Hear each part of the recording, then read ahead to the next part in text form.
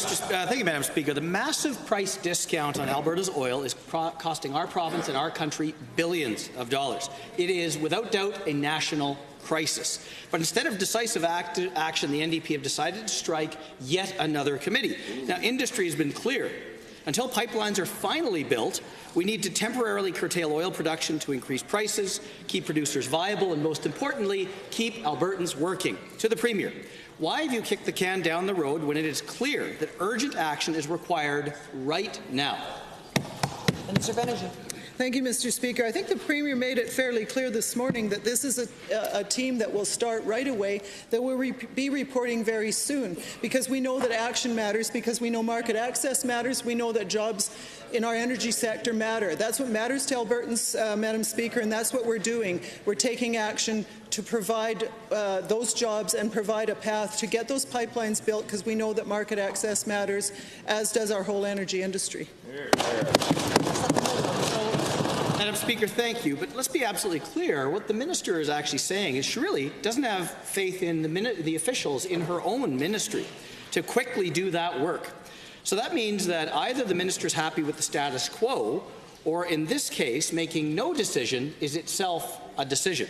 So again, to the Premier, I understand why you've asked the Deputy Minister of Energy to be part of the panel, but beyond his credentials as a good New Democrat, what message does it send to industry to have Brian Topp part of this panel? Honourable Minister of Energy. Thank you, Madam Speaker. We're very proud of the panel that's been created, and as with all good teams, it's a team that brings a variety of skills.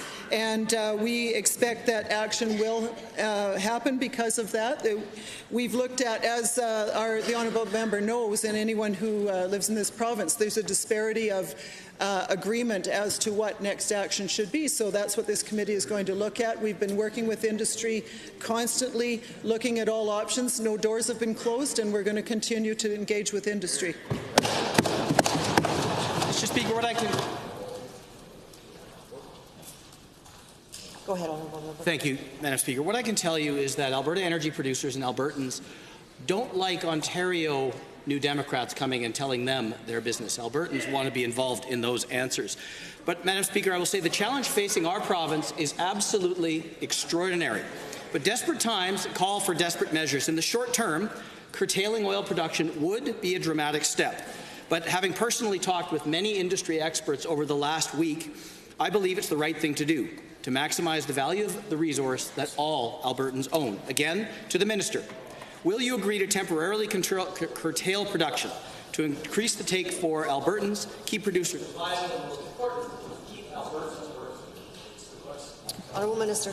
Thank you, Madam Speaker. And I want to remind my colleagues here, this isn't just an Alberta issue. This is a Canadian issue, and it matters not where people come from to address this issue. It is about Canada as well as Alberta. That's right. We're losing over $80 million a day because of this differential. And we need action, we need it quickly. And as my honourable colleague knows, there's a variety of opinions in this. That's why we've engaged some experts to come in and work with industry to get those opinions and look at all options. As I said, no doors are closed at this time. Hear, hear.